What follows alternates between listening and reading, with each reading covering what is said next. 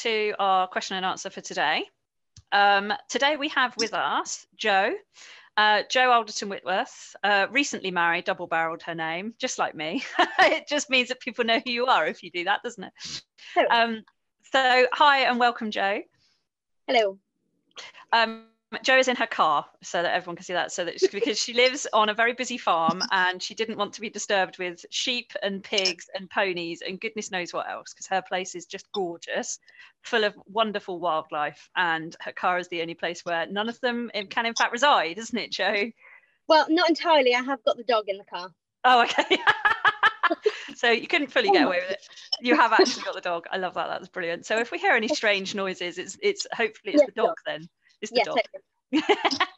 Cool. So Jo, I know you I've known you for now about 5 years. I think about 5 years ago you invited me to your amazing place in Hereford to do a rider psychology workshop, and then we've stayed in touch and done things ever since, which has been fantastic, and I've just loved seeing you develop on your journey and the things you've been doing. So tell us more about your business, Ride2achieve, because I think it's got the most amazing ethos. So tell us about what makes it special.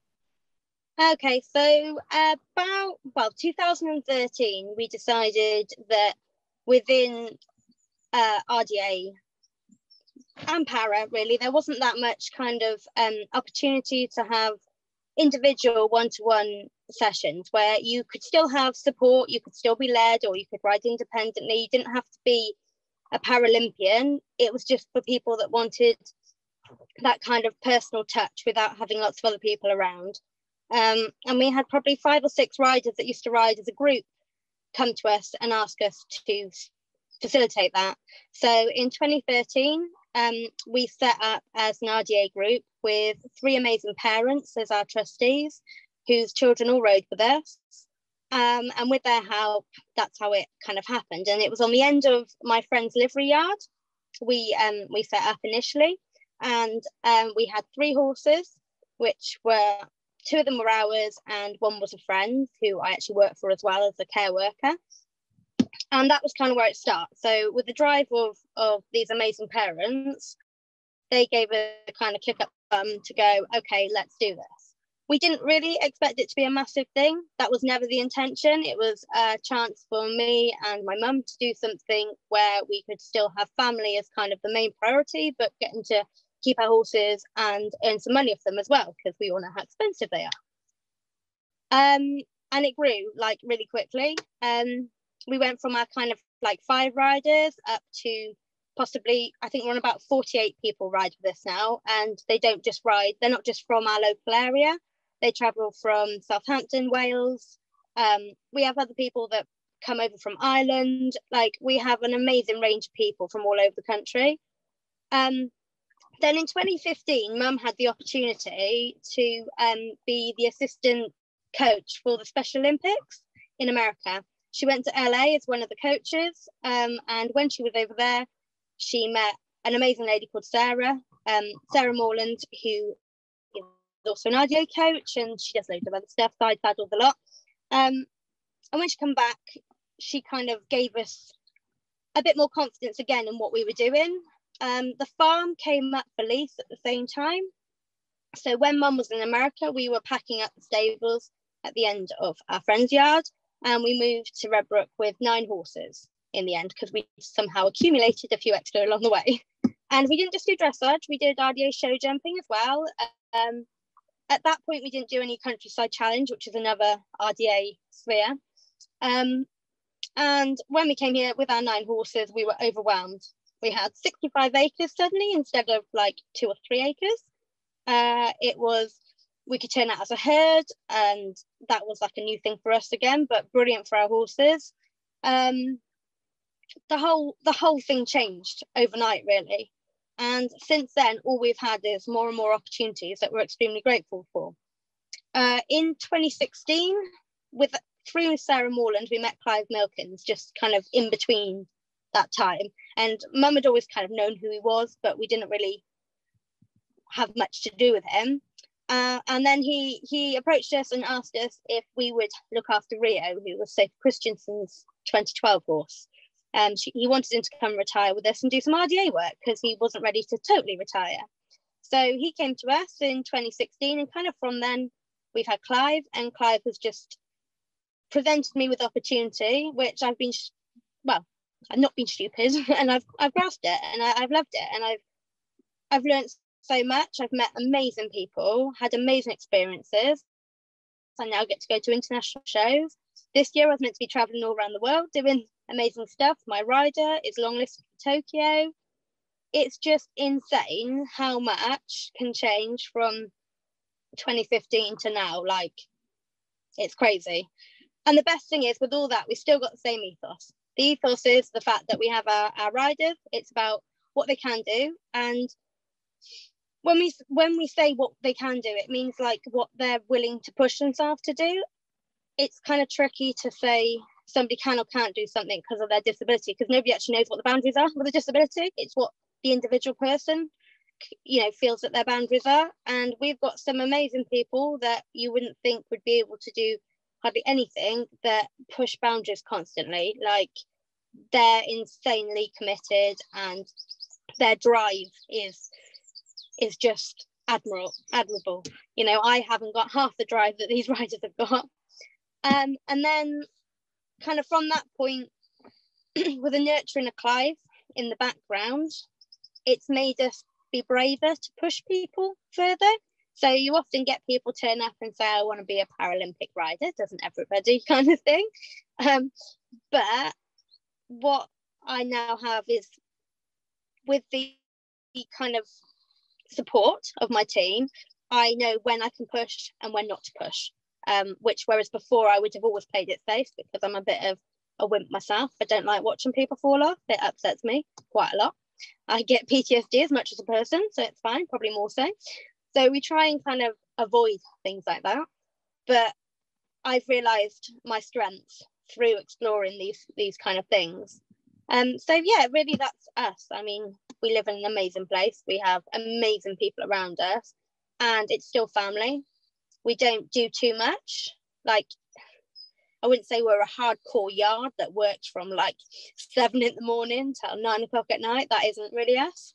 We dip in and out. We do family stuff in between. I've got my daughter, my husband, mum and dad. My mum's partially sighted, so her sight's deteriorating each kind of year or month, whatever you want to see it as, it goes anyway. And she gets to be here and part of what we're doing. She helps run the business, or does the major of the paperwork and stuff, and I get to run the yard, which is, I think, the really cool way around, because I don't like paperwork. And then I have some amazing girls that work for us and support us. So it is still all family based, and people that come and ride here just become an extension of our family. And that's us, really. Wow, what an amazing story. Doesn't that just show how much can change in 5 short years? It's just, or maybe coming up 6 now, really, isn't it? But that's just incredible, isn't it? Yeah, massively. Yeah. I mean, and this is the crazy thing, isn't it? Often when you are somewhere like you are now, and you're in a great place, and there's amazing things happening, and like the world is your oyster, if you thought about 5 years ago where you would be now, you probably would never have thought this would be the case. And that's the thing, isn't it, when we're setting goals and aspirations, isn't it, about don't limit them, because just like you said earlier, someone's ability to do something is not your choice, is it? So tell us a little bit more about your thoughts around what people are able to do and how you find that out and how you help them goal set, because it's a very slightly different way of the usual goal setting thing with someone, isn't it? Yeah, I think normally when you're goal setting, you're looking at what you want to do and what your horse is capable of doing. And I think that, like I said, you can't really gauge that. That's really tricky, because like, if you were to look at some of our riders, so like Kirby, who's on our P3 the P3 program with BEF, she, if you were to look at her and ask her, or ask doctors or anybody if she should be riding, she shouldn't be riding.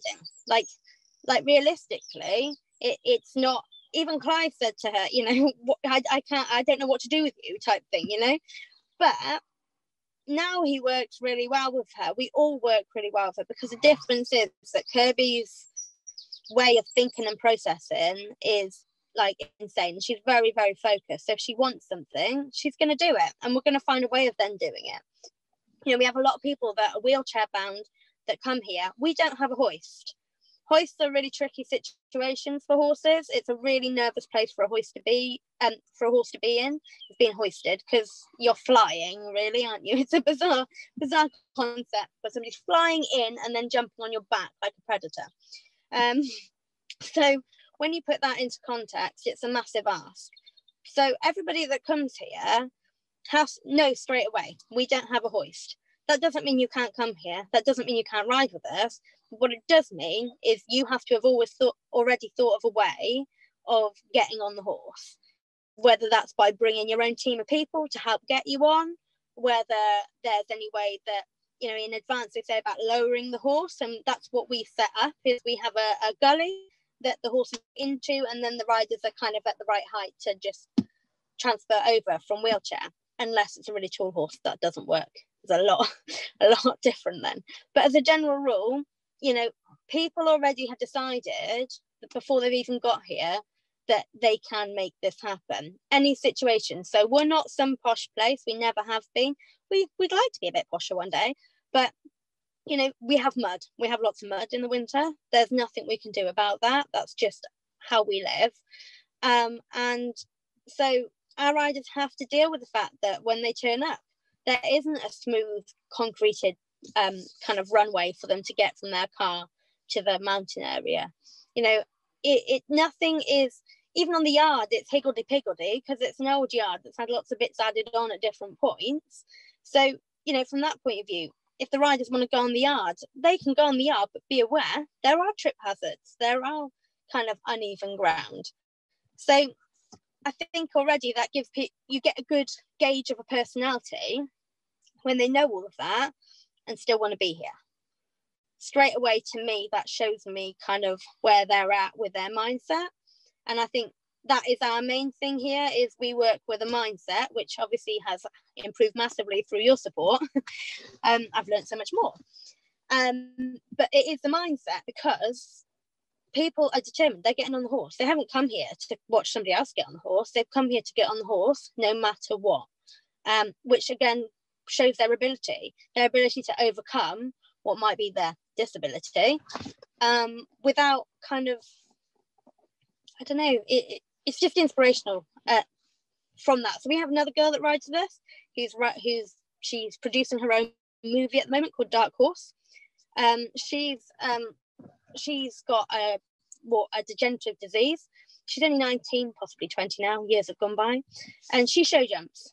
She's always wanted, you know, to show jump again, and she'd always been told that she couldn't jump, that she wasn't allowed to go off the lead rein. So she started to ride again after her illness taken over, and then she rang us up, said, well, I'm actually really capable, but I just sometimes kind of like get exhausted and fall on the horse's neck.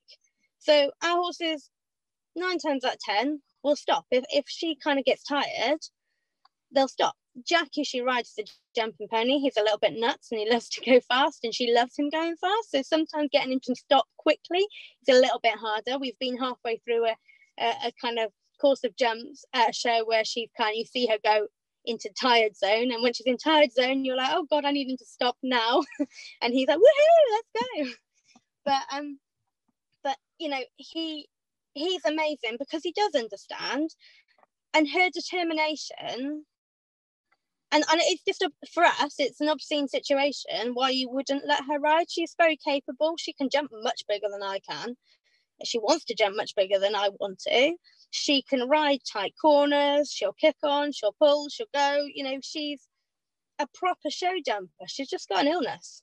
So I don't get why that means she has to go on a lead rein. So our kind of thing is, if a person's safe, then they ride independently. We might be near them.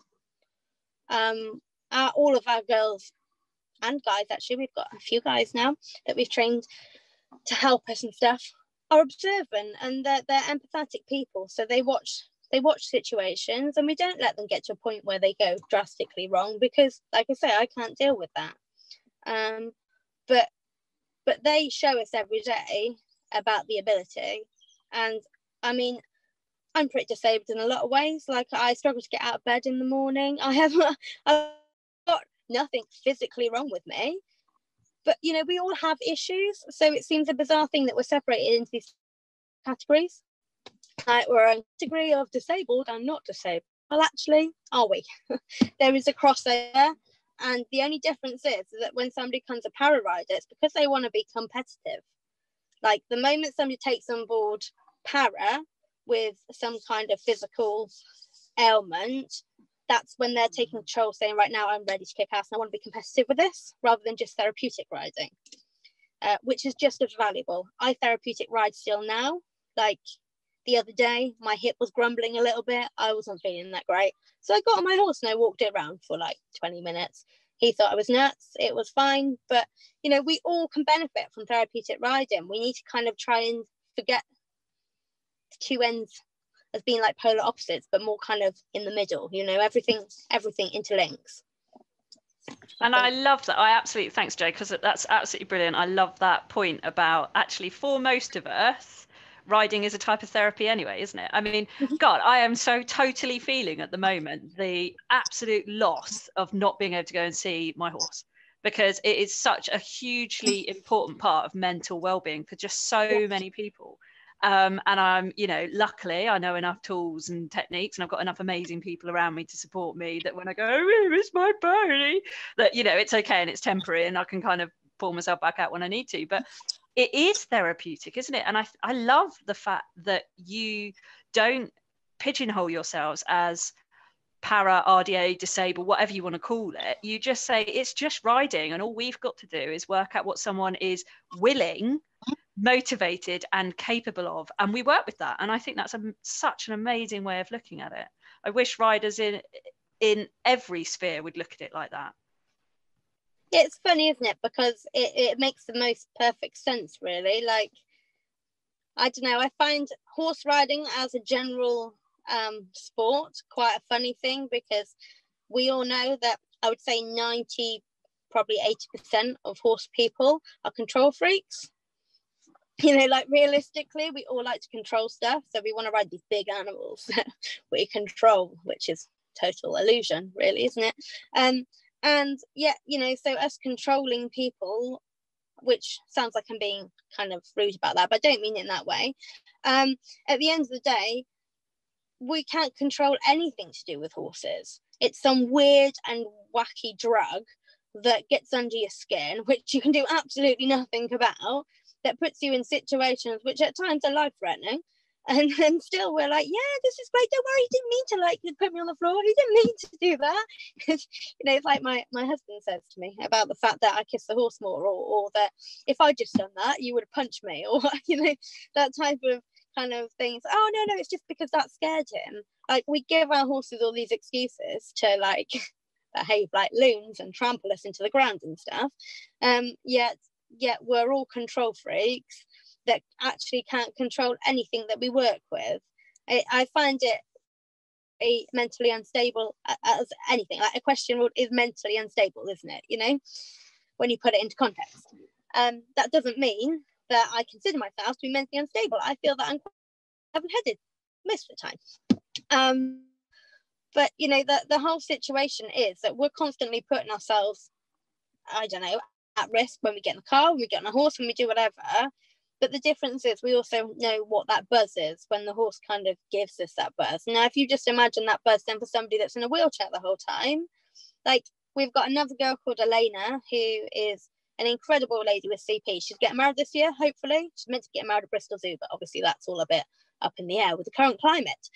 And her aim is to walk down the aisle. Now, Elena can't walk unaided. She hasn't been able to walk unaided. When she was really tiny, the doctors basically said she was going to have to sit in a wheelchair for the rest of her life. Since then, she's, like I say, got engaged. She spent the past 2 years trying to walk. She wanted to go to the RDA Nationals. That was her big aim. She's petrifying. If she's watching this, she'll be laughing about it as well, because she is petrifying. We'll never forget the day when she used to ride Murphy, our old cob, and we were in the indoor school at our old yard, and there was one nettle in the whole of that indoor school. And she come down the centre line, the nettle was at the end of it, and she used to have her hands bowed to the reins before we decided that was way too dangerous.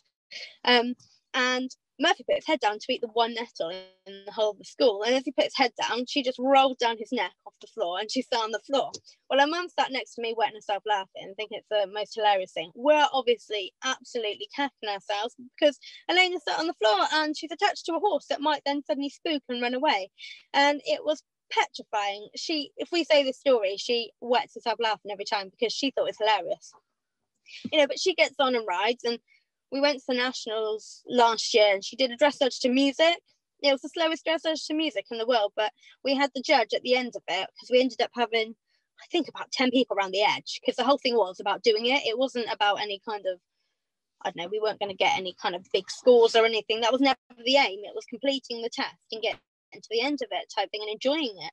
So we were all around the edge and the judge was there. She was the last test of the day after 3 days of judging, so probably quite intense for the judge as well.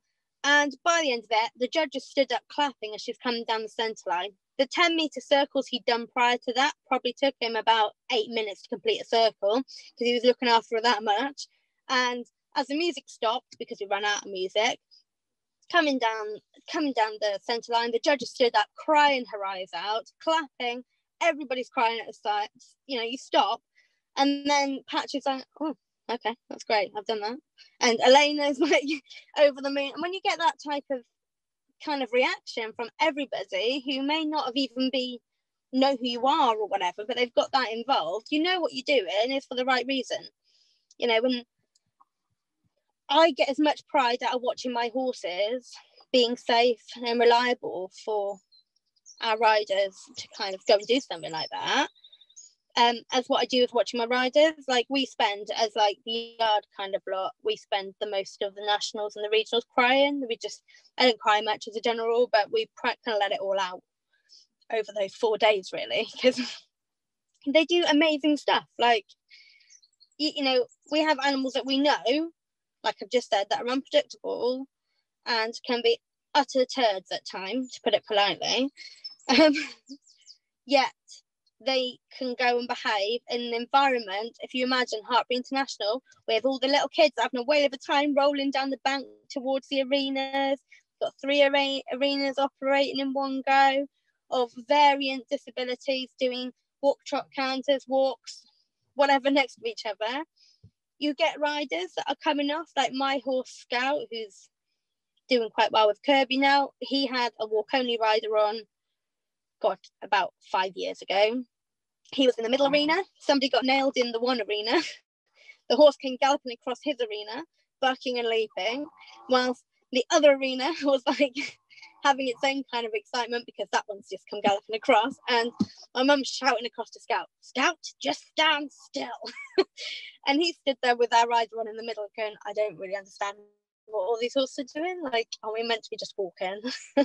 And when you see that reminds you that it doesn't matter. They might be RDA horses for every day of their life, but then suddenly they're at an environment like that where things change, which is why we have a slightly different ethos with our training leading up to competitions as well, which I think is a massive maybe edge that we have on our competition, because I'm not saying that RDA groups don't acclimatise their horses. Some do a really good job and take them out competing beforehand, but some are lovely people that run it as a kind of almost like a hobby, or I don't know, some kind of volunteering kind of mingling and social event, and they have 1 or 2 schools that come, and then those people qualify to go to the regionals, and then they get to the nationals, and then suddenly little Ted, that's only ever walked on the lead rein and been in one place in his life, then's expected to go to Hartbury International Arena and perform. Like, that's like a real kind of ask on our equine partners. So I think for us that has also been a massive important kind of part of our structure, is that our horses are all totally prepared for this. Like, my horses don't go out anywhere. If I don't think it's right, they won't go. And it's really harsh. Sometimes that means riders can't go. It's simple. But if you were an owner and you only had one horse and it went lame, you wouldn't go to the show. Simple. Doesn't matter whether you got a disability or not. That's just how it goes. So we try and keep that normality, I guess, maybe. Maybe that's a word. Hate that word, but yeah. yeah. And I think that the key thing there is, as well, isn't it, is that actually in our sport, yes, your horse is really important. Obviously, it's massively important to you. And they're also a team member, aren't they? So we keep talking about team and things, but, you know, they are another athlete. They need to be willing and able to do the job that's required of them. And if for some reason they aren't willing and able to do it in whatever environment it is that they're about to go and do it in, then that team needs to be assessed, doesn't it? And I think that would be just the same as any other team of people. If one of the members of the team wasn't capable of dealing with that environment for whatever reason, then I think you've got to assess that, haven't you? And I think that's why I love the fact that you do talk about the team, and you really, really mean the link between the horse and the rider as a team, as well as the wider team around them. So tell us a little bit more then about the wider team and how you do work as a team with so many different people in so many different ways. So a bit like everything that's kind of going on, I guess, like we all know and watch that there's always good and bad on social media and whatever else. I always have strong opinions, I always have them. I sometimes can appear very close-minded, but I'm actually quite open-minded when given the chance. And to me, I wanted to link loads of different people together and create a stronger team. So like we have involvement with people that do kind of natural horsemanship. So there's a local lady called Mel Beckman, and she does it's called Speak Horse and Win is what she does, is her kind of thing. And she has come out to us and done groundwork and taught us how to then transfer that and do groundwork with our horses. So that's a massive thing. And it's interesting because it highlighted that actually there's a lot of body language of horses and stuff that maybe used to concern me because I didn't know what to do with it. Whereas now it kind of, with her help, it's given me confidence to just go, okay, so I've understand that's happened. Now I need to do this and we need to do that and whatever else to make it better. Then we have an amazing farrier. James has been with us now pretty much since we started over in 2013 or whatever it was. And he's fab. He works with us. Like, considering we have to go to like podium training and stuff, we have to work with the GB farrier and stuff, and there are expectations that we have to fulfill. And James is great, 100%. If there's any kind of issue that needs addressing, or I've got questions, and he'll explain to me why he's done something. If I want to take the horse's shoes off for a bit, he's fully supportive. If he believes that it's the right thing for the horse, or he understands why I think it should happen, then he'll fully support and he'll help me do it. You know, he doesn't have any kind of fixed ways. You know, he's great. He takes feedback, he responds, and he works with us, part of the team. Got another lady called Mel Betts. She has supported us since even before we had set up on our own. So when we were at the RDA group before, she came out because my horse got its legs stuck in a rug and I thought she'd put a pelvis out, which she had. So Mel's McKinley chiropractor, she came out, and from that point on, pretty much, she supported us, and she comes and treats our horses, and she's an amazing friend as well as a brilliant person. She's really to the point, like the rest of us. She kind of like straight in there. There's no kind of like beating around the bush. She'll say it as if she thinks it's too fat, she'll tell you. If she thinks the shoeing's wrong, she'll tell you. You know, she's great. Recently, I've just had a lovely lady called Rachel come on board as well. She's a sports massage therapist, and she also does horse behaviour. She's another person that then has given us more exercises to help our horses. Like, we need this team around us because our horses have to have riders on them that cannot help but be unstraight, unbalanced, whatever. They can't help that, so we need to give them baseline. We've got an amazing guy called Aidan who comes and does our teeth. He supports us massively, and again, he's great because he's a proper horse person. He used to ride for Carl, he used to do the breakers for him, so he knows what he's doing, and we don't have to sedate half the horses now to have their teeth done. Like, it's great. And his brother is our vet, and that's even better because they all work together. They're all talk to each other. Everyone communicates. Nobody has egos. There's nothing like, and sometimes they'll like, you know, like I quite like magnetic bands and magnetic boots. I can't tell you the science. There is no proper science behind it. But all I can tell you is that 2 or 3, possibly 4 now of our horses that have previously been lame for a very long time, with the help of the magnetic aids in our outer team, they are now sound. So for me, you know, it works. And I think what's lovely, like I say, is I can say that and they go, okay. But, you know, there's no kind of judgment involved. And I really wanted it to be that we could show that just because we do RDA or para, or we're also a riding school, so we do main street riding school as well. Whatever it is, I compete in dressage. You know, whatever we're doing, we can work with all professionals from different things. My horse gets ridden by an eventer. My horse is bred to be a dressage horse. He is a dressage horse. We're trying to jump at the moment. Well, Richard's trying to jump him for me. Not trying, he's doing. But, you know, Guppy's not the most talented show jumper, but we want him to be fresh and have a good mind, which is why I employ an eventer to ride him, not a dressage rider, because I want him to enjoy his job and to be mentally stable. So everything about our horses is to do with their physical and mental well-being. And I'm quite passionate about a lot of things, but mental health within kind of horses is a massive thing. I have to be diplomatic because I could sound like I'm being whatever, but we have a lot of people here that suffer from mental health issues, and they come and they're part of our team. You know, we everyone's been there at some point. However, I have a real issue with using horses as kind of mental health tools, because what I see is the backlash of horses that have been used for that and how long it takes me to straighten them out because their brain's fried.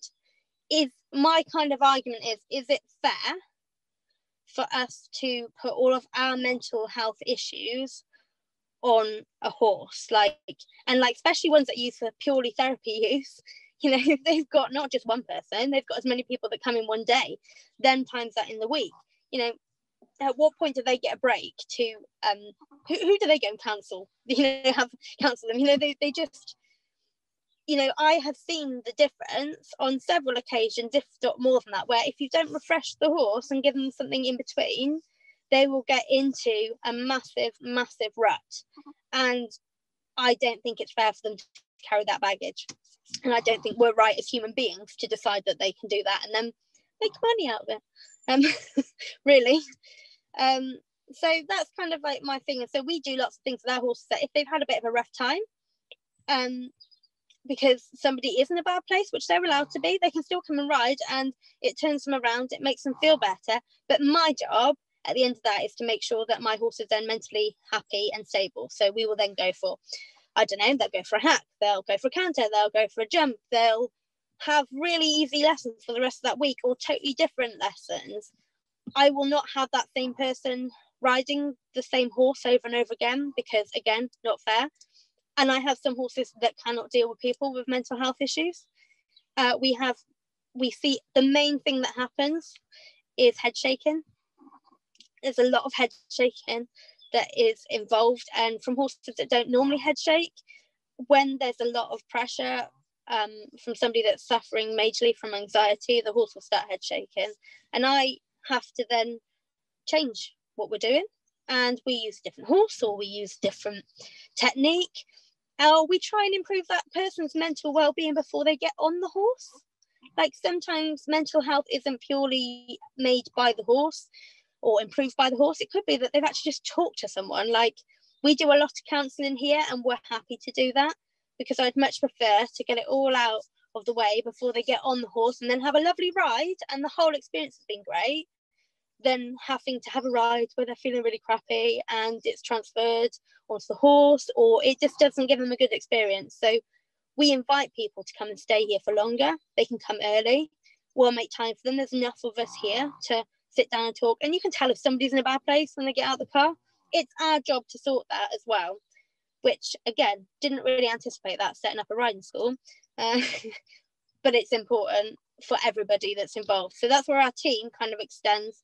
We also have people that are part of our team that volunteer, that either have experience from themselves or family members or work placements or whatever, where they have experience in counselling or just being a friend, someone to talk to, you know, and they can then transfer their skills into our environment, and they gain off having, I don't know, an amazing feeling that they've helped somebody still.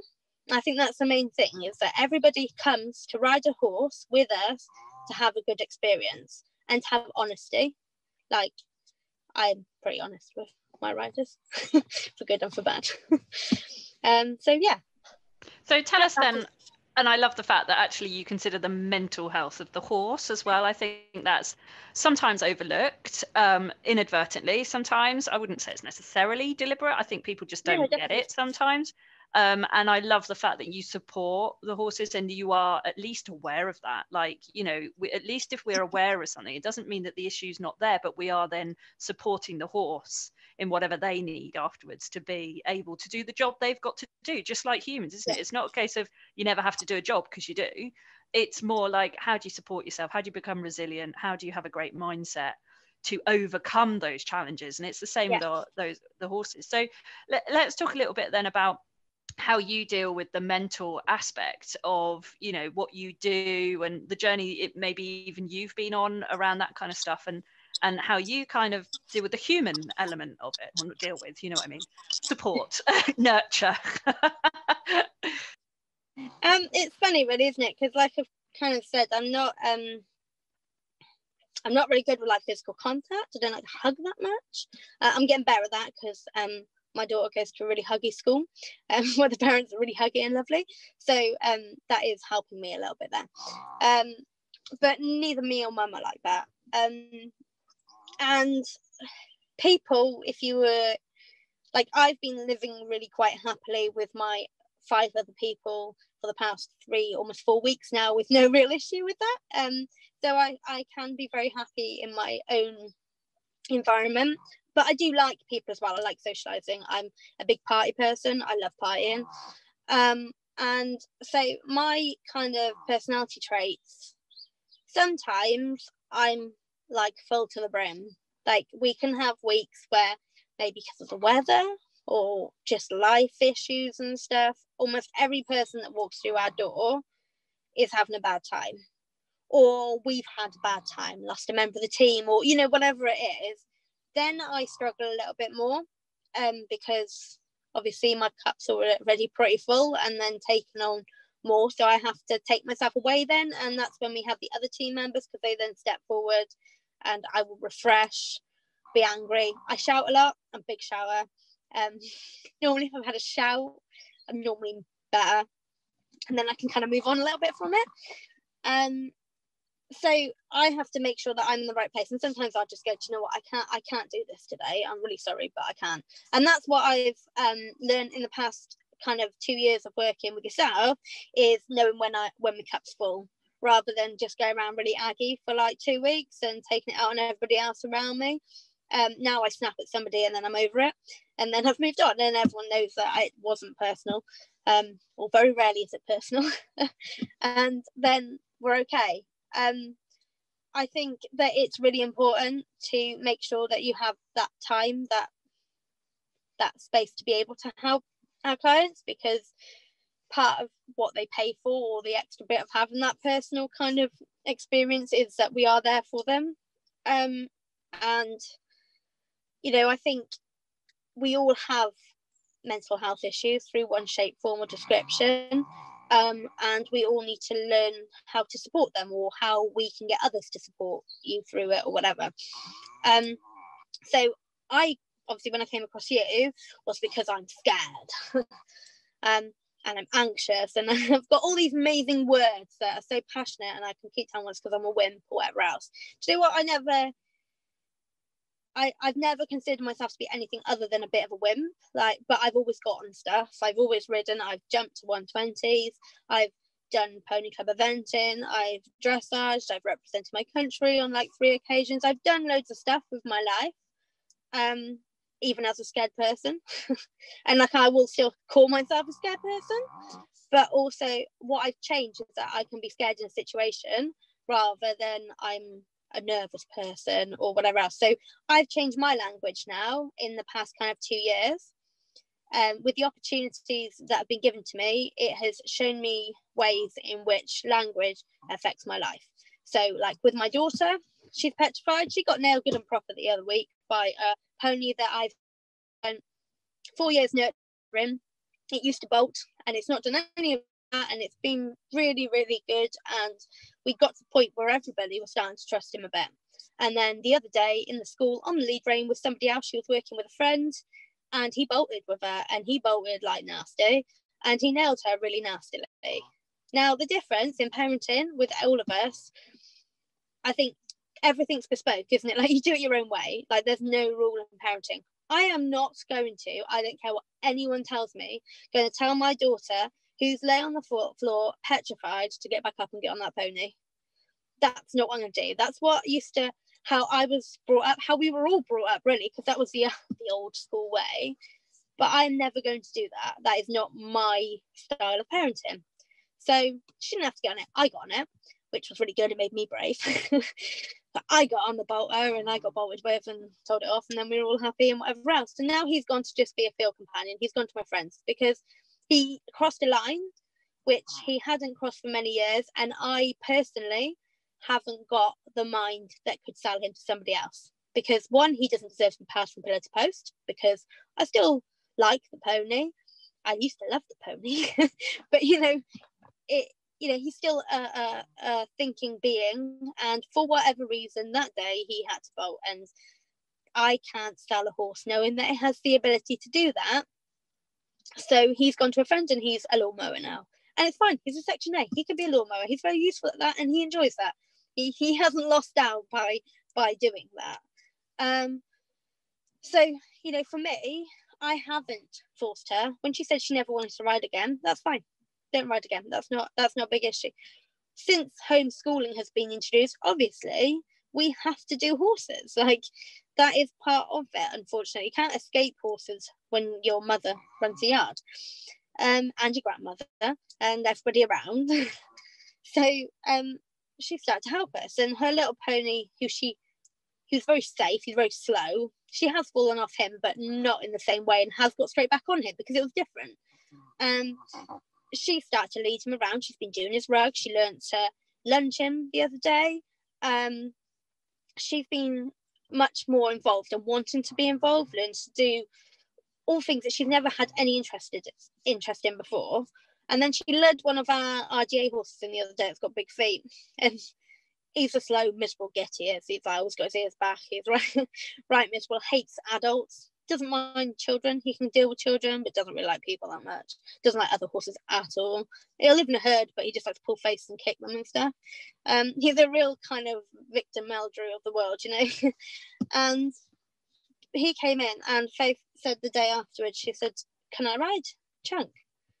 And yes was the answer, because she asked for that. And she got on. She had a panic attack when she got on, but I know Chunk, he ain't going to move nowhere. So she can sit on him and have a panic attack. She can do whatever. We can use diversion techniques. We can look at different things. And we went on a nature walk, sat on a pony, and before you know it, we're walking down the driveway. And so by kind of my own experiences of being petrified, and I can still get on and be absolutely petrified, I have the most amazingly talented horse. He is insanely talented. He's 18 hands, which is way bigger than I ever wanted. He's the most loving, kind person, but he is still a youngster. And sometimes I feel really safe on him, and other times he scares the crap out of me. And when he scares the crap out of me, I just want to get off. I don't always get off. I used to every time I get off. But I can now kind of talk myself through. And also the people around me start to know distraction techniques. It's only sat on him when I don't know really he's not feeling like it. I want to be sat on him right now, that I get off him. The rest of the time I can ride him to school sometimes. Mental well-being again comes back into it, and I know where he's at mentally, and I know where I'm at, and I can't combine the two always. sometimes it just doesn't work. It doesn't matter what day it is. If I'm not in the right place, or if I've been taking everybody's baggage on, then sometimes that sends me over the edge. And I have to now be respectful of that actually my business isn't about me. My business is about the business and everybody else around us.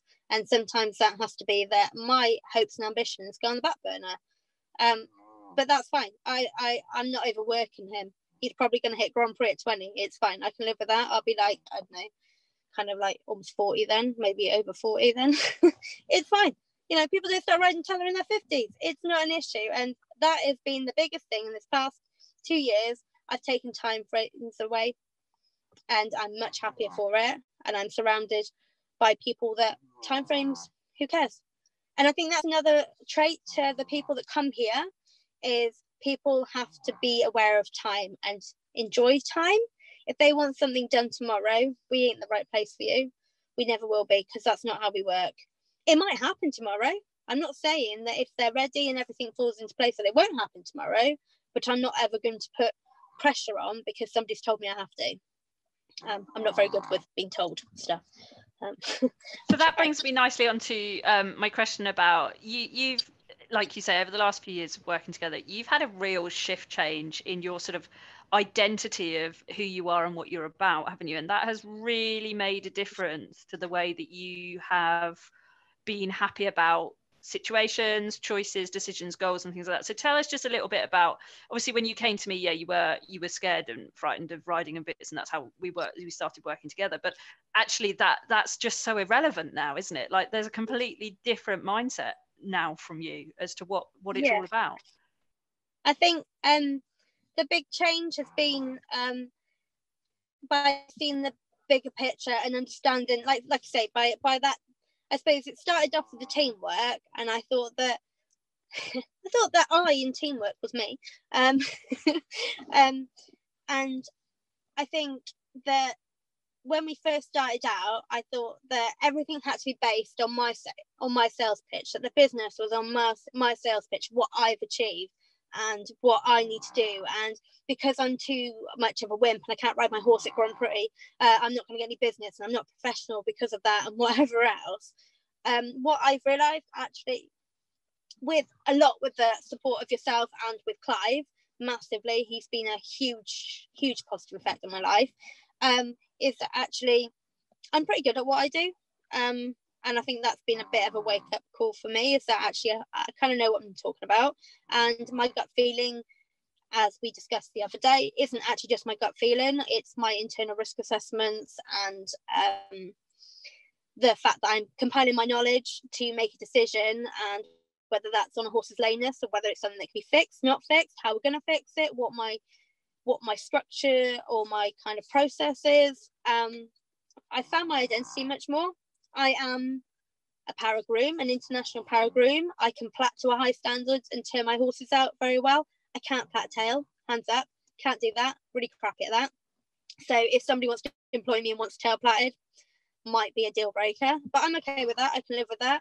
I'm happy to go somewhere and somebody go, do you know what, I don't like what you do, I'll walk away from it. I only work with people that want me to work with them. I don't need to sell myself. You either buy into what we do and who we are and who I am, and if you don't, that's fine. Like I don't have any aspiration to change myself and be making everyone happy. And I tried that for years.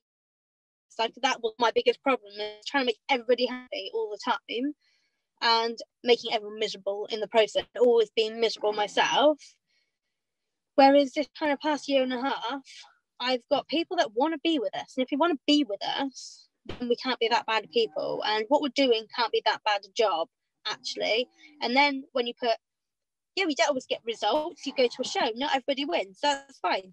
That's to me, like a lot of people, a competition is just another training gauge. It's working out what you need to improve on. It's somebody's opinion, and sometimes you respect that opinion, sometimes you don't. Sometimes you walk away and go, I don't really like them anyway. It's not about that.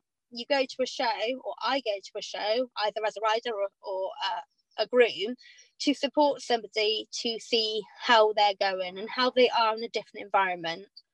I get to groom for the most amazing lady.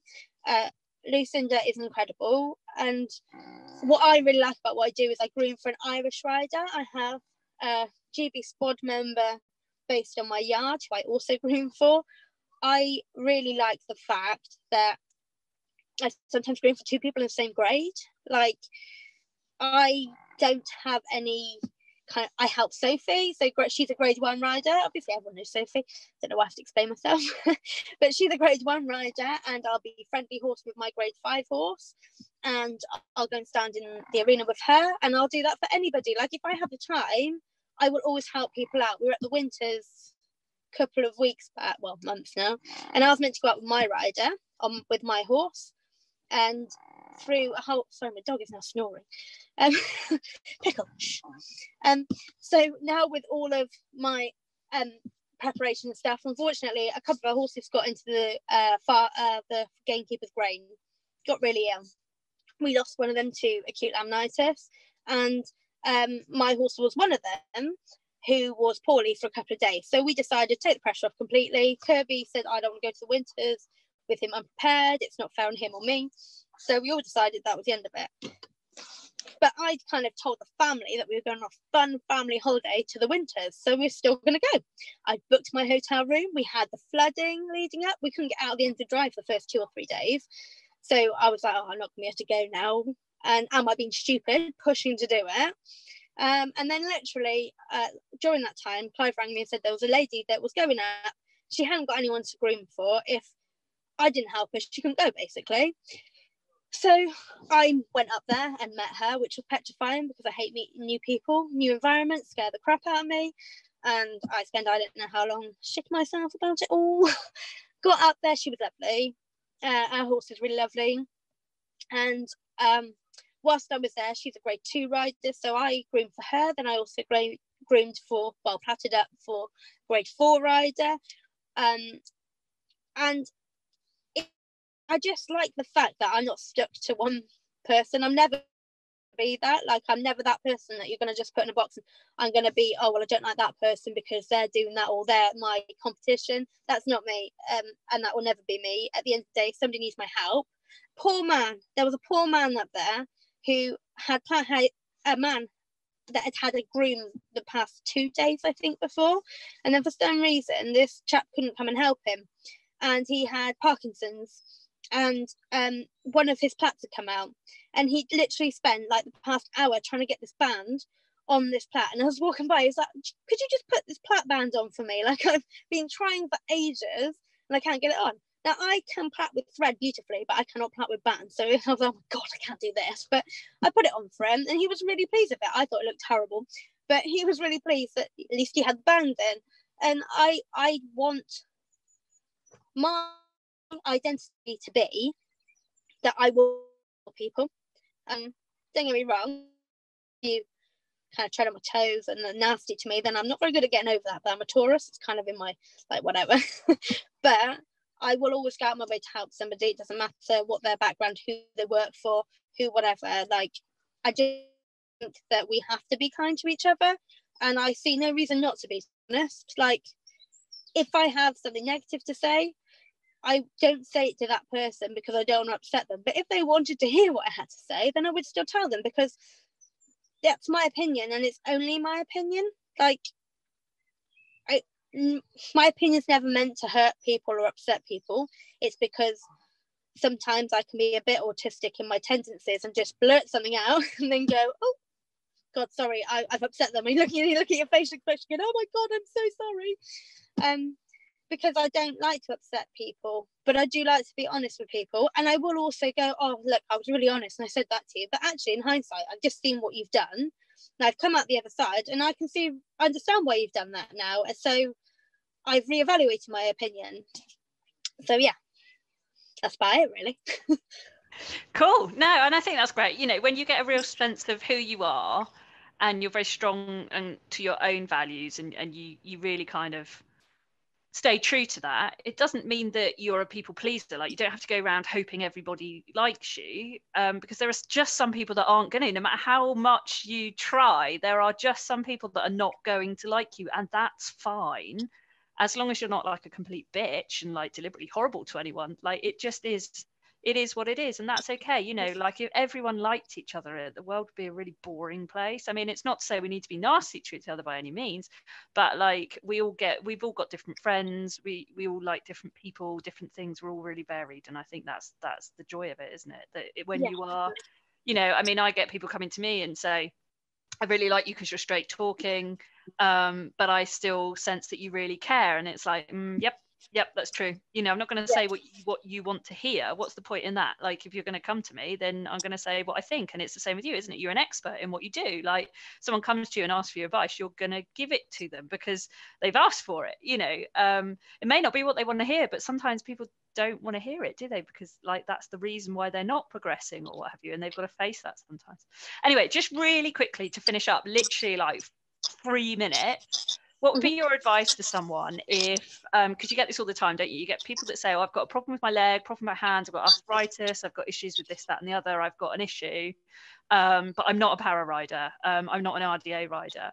But actually, they want to be able to go and do things, compete, and they find it very difficult sometimes in a level playing field against able riders, if we want to call it that way. What would you give your advice? What would it be if someone was interested in getting involved somehow and actually being competitive with things that might hold them back a little bit? I think the bottom line is that if you're doing something where you're being physically limited, then you've got to at least explore the potential of whether or not that makes you a para rider. Now, just because you're a para rider doesn't actually mean that you necessarily will be any better. Like, it might not change things massively. It might be that it's actually more like para is brutal. Like, it's really competitive. So, you know, you're putting yourself into a bit more of a minority than obviously you would mainstream dressage, like with BD and stuff. But with para, everybody that's there is really, really committed and determined. So if you want to be a para rider, then you've got to be mentally committed to that fact that I am now a para rider, and that's your identity. You obviously need to go down the route of your gradings and everything else to make sure that the graders believe that you are a para rider, because, you know, they have a structure that they have to adhere to. And if you don't fit into that, then that's just simple. But my bottom line would be that you have to explore it. Don't just decide like that because it's para you can't do it.